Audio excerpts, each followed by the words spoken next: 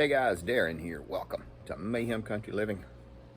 It's Sunday morning, so we are down in the grow lab. Show you what is going on. We got strawberries. I planted them I planted them Friday evening. That's what hydroponics will do. And I already have massive growth right there, and everything is going swimmingly. I'm aerating the nutrient tank. It just turned off. Got a pump right there. You can see it just cut off. I've got it on a 30-minute timer. 30 minutes on, 30 minutes off, 24/7. But I'm going to show you again the benefits of doing kind of like a hybrid seed starting method, to where you use the nutrient, or you mix up your fresh nutrient in your hydroponics, and you can grow amazingly fast for outside. These were planted 1/9/22. Today is February 13th, so these are just a little bit over a month, and you can see the fantastic root development. We're going to thin these guys out and plant them. I have had some that were 8 inches tall, down to their plant ball, their root ball. But I do want to show you, these things have grown so fast. These are the first set of leaves that are still on them. So what we're going to do is we're going to break them off. We're actually going to bury it up above that point. And I've done these. These are Roma Tomatoes. I've already done these guys. These are Brandywines, and you can see this one was about 9 inches or so. Sadly, you know, I plant multiple seeds and I break the weakest one off. And years ago, I tried to do it the noble and the right way and save it all.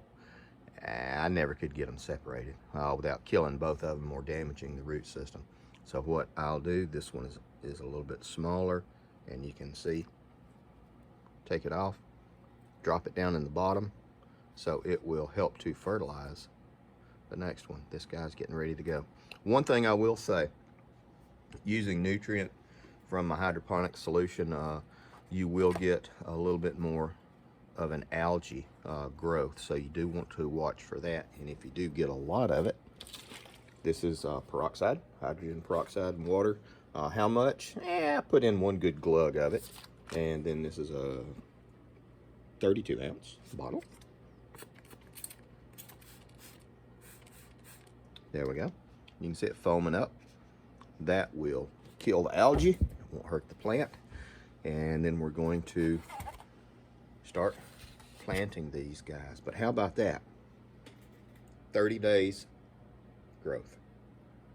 Not too shabby. Now, more to come.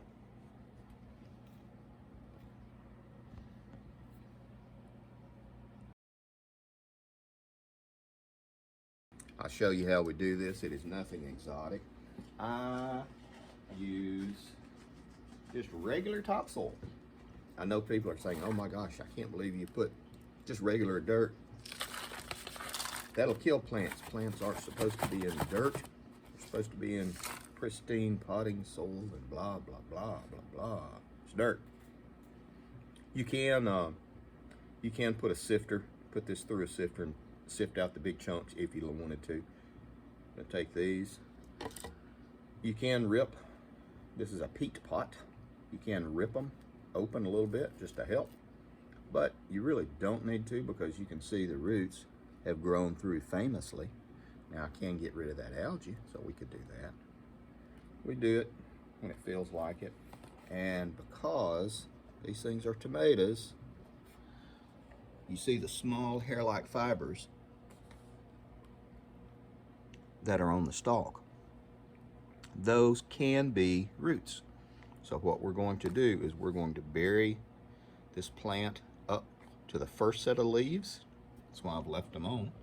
And then I'm just going to pinch them off, and I'm not even going to pinch them off clean, because I'm hoping that these will do a little bit more lateral root development. There we go. Now, let's set you down so I can get dirt. I'm not going to do every one of these while y'all are watching. Just going to show you, and you probably know how to do tomatoes anyway, but it's something nice to do on an early Sunday morning. February 13th, day before Valentine's Day, guys. Do something. You still got a little bit of time. And there we go. I will show you. And we have planted it all the way down to those sets of leaves. I can't remember exactly what they call that.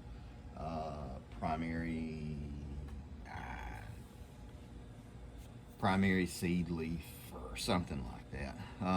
But somebody remember and comment below. I can't remember what it is. But these are the Roma tomatoes. I'm going to get busy and do these things, and we're going to just continue. I've got more. Those are peppers. Just from the way they look, they're peppers. I got more strawberries. Here again is the problem you see using the hydroponic solution and that grow light. Doing it like this, you will get some mold or some mildew. Again, nothing earth-shattering. It's just something to be aware of. I'll actually make a note of that in my logbook. Maybe I will do a dilute solution. Maybe by about just do an 1/8 amount, something like that. Anyway, guys, more to come. Here we go. I want to show you.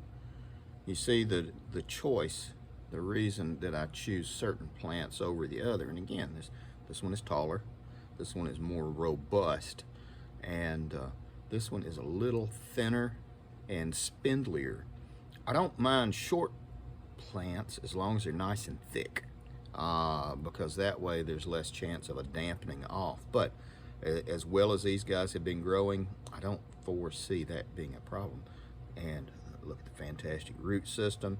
Again, you get a close-up, you can see those little hair fibers that have the potential to grow roots. Now, if I was growing outside and I wanted to grow these things really tall, I'll do this one since I'm about to pull it. I would plant it like this and bend it up. Do it that way. That way you're going to have a fantastic root system. Even though it's lateral, you're going to have a fantastic root system, and it will straighten itself out. But if you grow plants, you're going to kill plants. That one, I might be able to save it. I doubt it. I'm not even going to try. I always do that. It goes in there for compost or for chickens. Now, this guy is ready to get in here.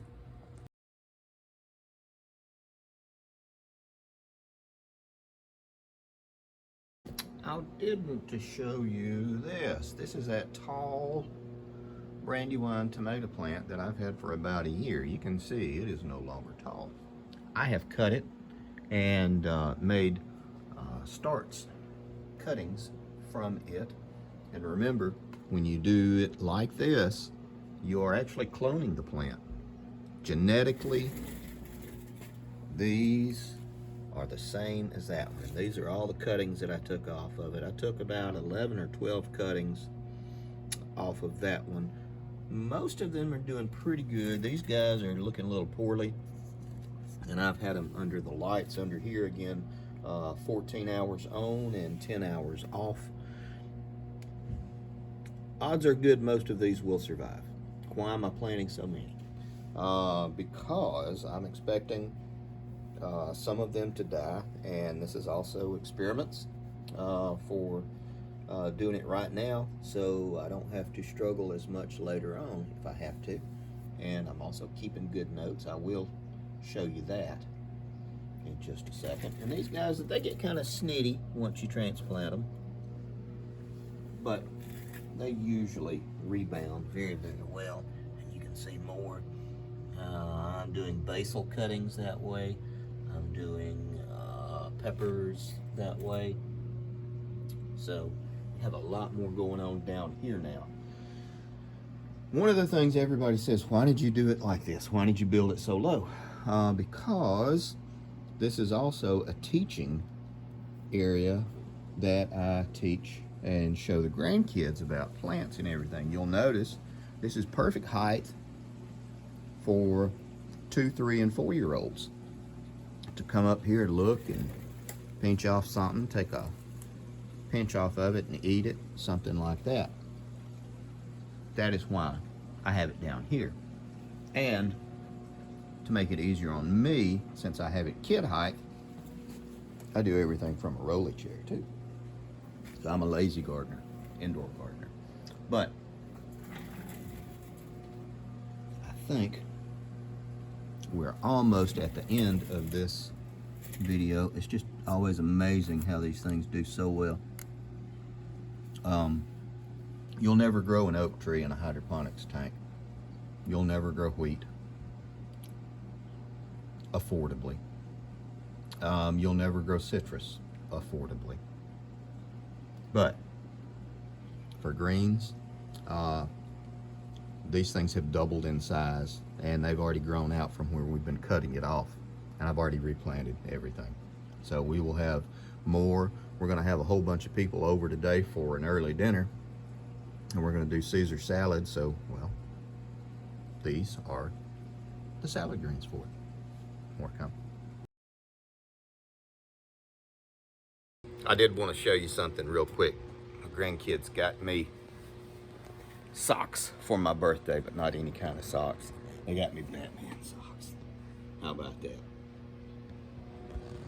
Got a kick out of it. More come. Now, I want to show you this. And again, you can get as high-tech as you wanted to. They even make note apps for this, for your phone. You can type all that crap in. I like a hardback notebook that I can make notes for my hydroponics. Started this for 2022. So everything in this notebook includes property notes, the way the sun rises and sets in certain areas, plants, all the trees, the fruit trees and everything that we have planted, the things we've done outside, plans, thoughts, ideas, prices that I've gotten and everything. But this is for 2022. And you'll see it's just handy to have. February 8th, took massive cuttings from the tomato, basil, citronella, and oregano. Took around 40 of them. And that's what I was telling you about over there. We'll flip over again. The 9th, planted second hydroponics tray with butter crunch, red sylvia, and then I put 19 plugs in the hydroponics, the next hydroponics tank. Also planted ever-bearing strawberries, quinault. The thing about strawberries is really two types. There's an ever-bearing, and then there's a June-bearing. If you're doing it for fruiting, for canning and preserving, you might want a June-bearing because they all come out in that one time period, and you can do them. Ever-bearing are great for picking and eating in salads and stuff like that, especially for the grandkids. You can come down or go downstairs or go outside and you can pick off one while you're eating and playing. 213 transplanted 12 Romas and 12 Brandywine to 3x3 cups. The strawberries are looking great. Note, again, this is what I was saying, something of interest to me. Dilute plant water by half strength fertilizer. This may reduce the molding in the peat pots, just for future references. And this video is going to run long. Sorry guys, I kind of geek out down here in the grow lab. Take care of you people.